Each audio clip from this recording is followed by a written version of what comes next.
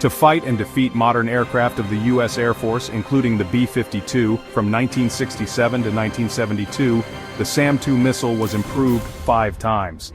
Although the external appearance of the missile has not changed, the internal quality of the weapon has been improved, especially the ability to resist electronic interference. In the condition of having to keep absolute secrecy to surprise the U.S. Air Force, and maintaining a regular combat force, the improvement had to be done in a rolling manner, divided into many phases.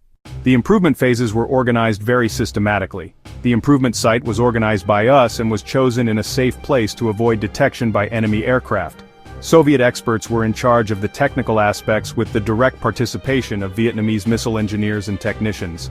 In addition to anti-interference improvements, there were also contents such as improving the low-fire mode to deal with the trick of enemy aircraft flying very low, avoiding detection by missile radar.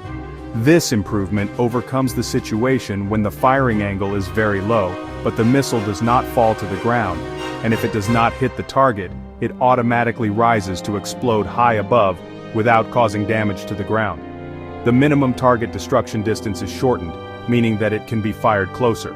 Improved launch element identification equipment so that the combat crew can accurately identify enemy aircraft and decide to launch missiles in the shortest time. Thus, enemy aircraft do not have time to respond by maneuvering or launching back with air-to-ground missiles. Improved missile warheads to deal with maneuverable high-speed aircraft avoiding missiles. In particular, the improvement increases the number of fragments when the SAM-2 missile warhead explodes to increase the effectiveness of damaging enemy aircraft. Here it is necessary to clarify.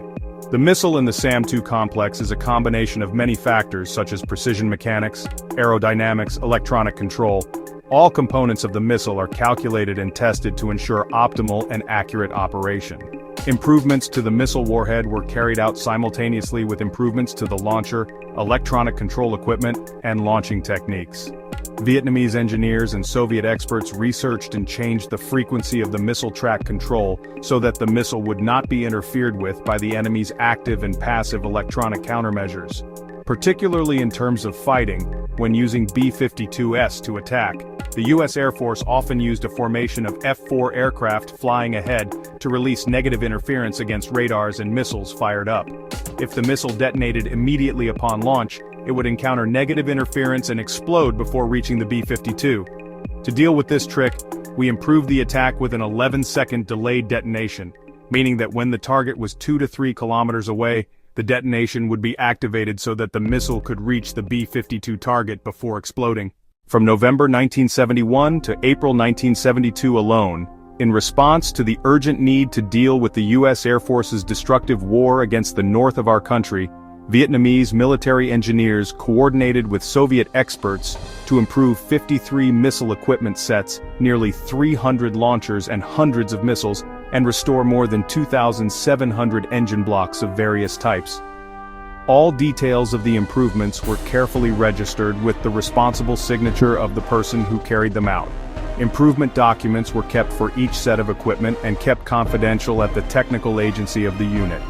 Officers and soldiers with improved equipment must be trained and have a firm grasp of the improvement content before they can use it in combat.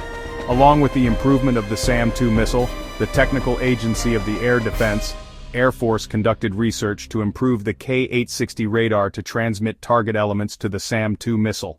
The K-860 radar was originally used for 57 mm anti-aircraft guns, operating at a 3 cm wavelength, not being interfered by B-52 aircraft, and not being attacked by Shrike air-to-ground missiles.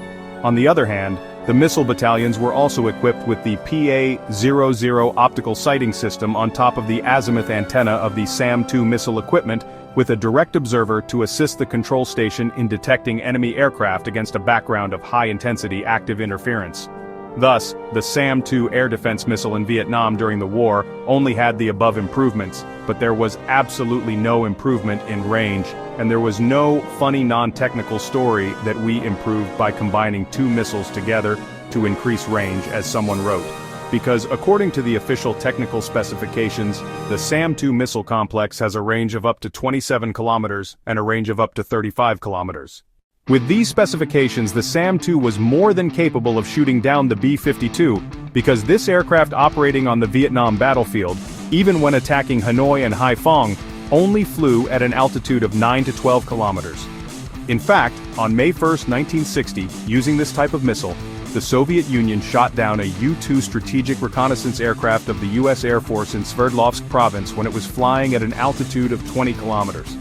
However, no matter how modern and improved the weapons and equipment are, the leading factor in deciding victory is still the people. The most difficult thing to fight against the B-52 is the enemy's extremely strong interference, never seen before. Our experienced radar and missile combat crews are well trained in coordination.